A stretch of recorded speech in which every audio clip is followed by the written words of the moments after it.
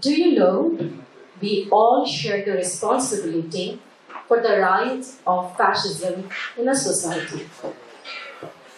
When we remain ignorant of how fascism takes place, and we blindly follow our self-proclaimed leaders who claim that they have the solution for everything, we contribute to the rise of fascism. When we forfeit our core responsibility of being active citizen, and we adopt the definition of theirs, the definition of truth and false, the definition given by them, and we do not ask a question, we just adopt it. We completely neglect our responsibility to think critically. When we remain silent, okay, it's okay. So when we remain silent of oppression, bully, hatred speech towards others, we contribute to this dangerous trend of fascism. Consequences are dire. Who knows it better than us? Loss of individual freedom, loss of life, and irreparable cost that we pay socio-economically. And we have to see the widespread human rights violation and social injustice. And that is all because of the rise of authoritarian rule in our society and fascism at its extreme. So what should we do now? What do we do so that it never happens to Bangladesh or any country ever again? How can we make our voice really powerful, impactful?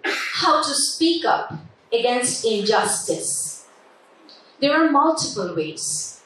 Today, this podium I will be using this as an opportunity to highlight on 3 important areas where I think we all can make contribution to protect the democracy of Bangladesh or any nation.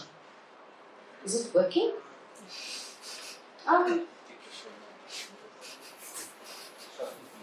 That's okay, I guess, if it's not.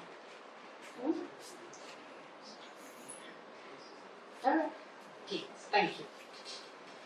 So as we started, we are accountable for the choices between democracy and autocracy.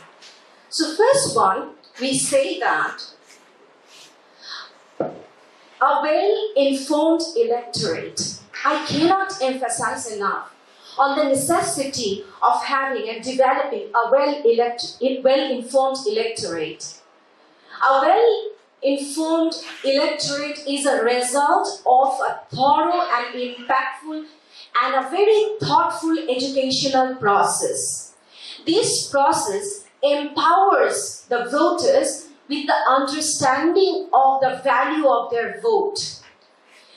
By saying that, I'm not referring to the usual campaign that we have right before election when they say who is what, how they will change the world. No, it's not. This educational process will tell you the importance of your vote, and they will be telling you that we all should not be absolutely having any apathy towards politics. Rather, we should be striving to understand political ideologies, the political language of different leaders, so that we know exactly when they are saying what they are saying and what they intend to say. We are empowered as voters when we understand, we can comprehend the decision when we make whom will we vote. And how can we do that? We can take the example from Germany, right? Today they are behaving seriously, responsibly towards creating a well-informed electorate. And this process starts very early from the school ground. You know what do? They take the school-going students and they helped them to learn about the Holocaust through visits to different concentration camps and different Nazi documentation centers are established at different cities where everyone gives them the insight. They tell them the story of their painful legacy, the past that has shaped today's Europe. By doing so, the students, the young learners, they understand how the painful historical events and the cost they pay. And they understand what they should do when it's their time to vote. By educating people, we lay the ground to the society, a society that resists tyranny and that will always uphold the value of democracy. The second point, understanding the mechanisms of fascism. It's very challenging sometimes to understand who can become a fascist tomorrow, or exactly when a particular party can become fascist. It's because if we look at the history, we will always see, most of the time, this fascist regime once started as a very democratic process, and they came to the power through fairly electoral process. Once they secure their position in power, they start unleashing their oppressive behavior by manipulating democratic principles and manipulating for their favor. Now, understanding fascism is also very critical, because if we try to understand fascism by taking one or two elements in isolation, it won't work, because many of those traits are somehow, to a great degree, a different degree, it's inherent in our characteristics as well. And fascism actually comes as a package. However, the historians, the political analysts, they have figured out certain characteristics of the political leaders. When they say so, we should accept those behavior as a reliable and clear signal of fascism. For example, they will play the divide and rule game in the name of religion, in the name of anything, caste. You are not following mine, you are not showing obedience, you are that other, and you should be avoided. And we blindly keep on following.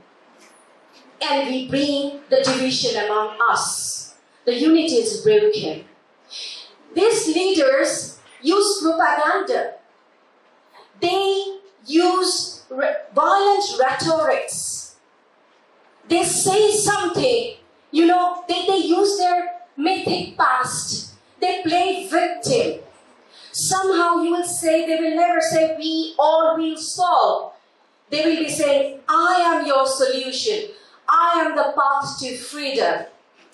These are clear signals of fascist, regime is going to take place.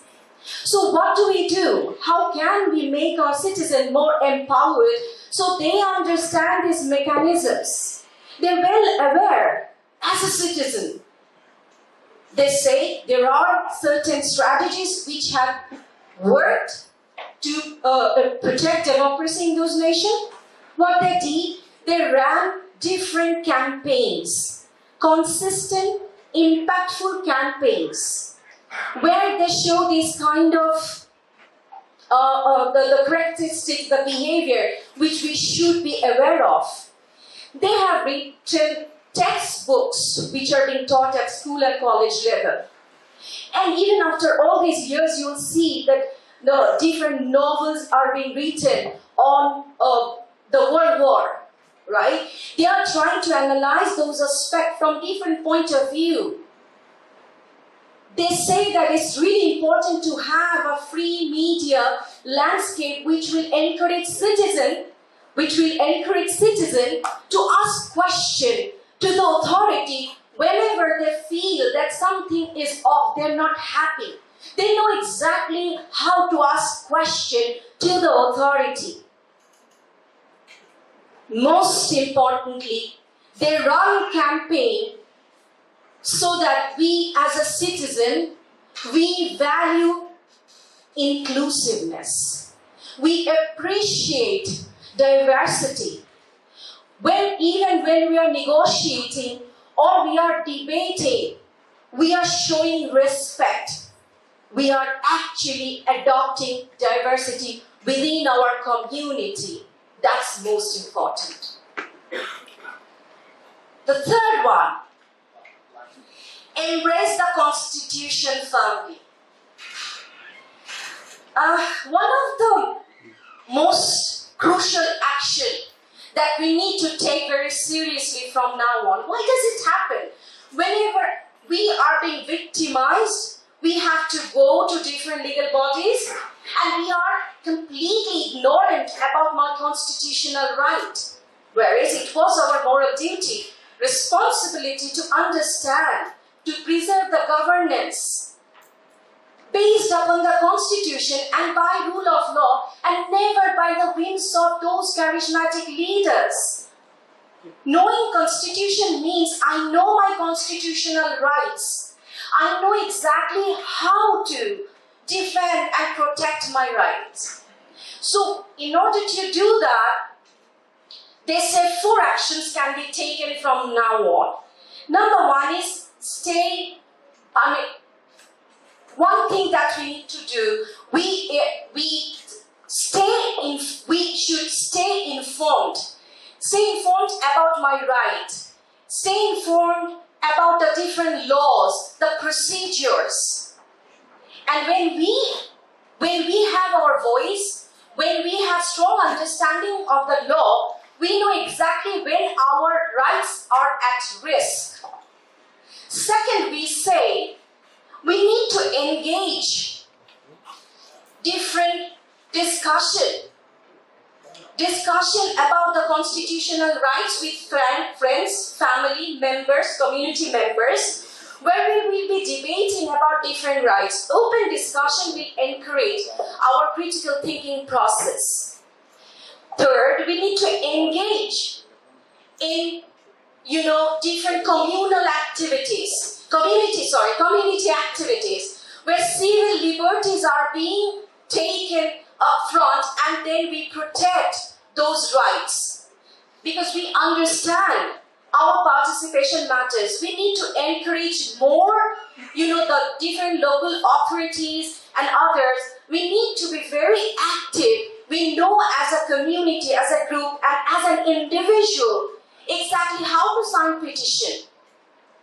How to be engaged in different campaigns, how to protest and give it an absolutely constitutional, with due process we follow and we adopt constitution to establish our right. We need to understand our participation matters, our volunteering activities from now on matters, our involvement in any kind of social injustice matters. When we are ignorant about all these will give the platform for those kind of leaders to manipulate that gap and rise as a fascist. Democracy is fragile, so is freedom. It is our responsibility to defend it. We should not take it for granted. We, at this pivotal time of Bangladesh, we all must rise. We must take responsibility to protect the democracy which our long cherished and which our country deserves. Thank you.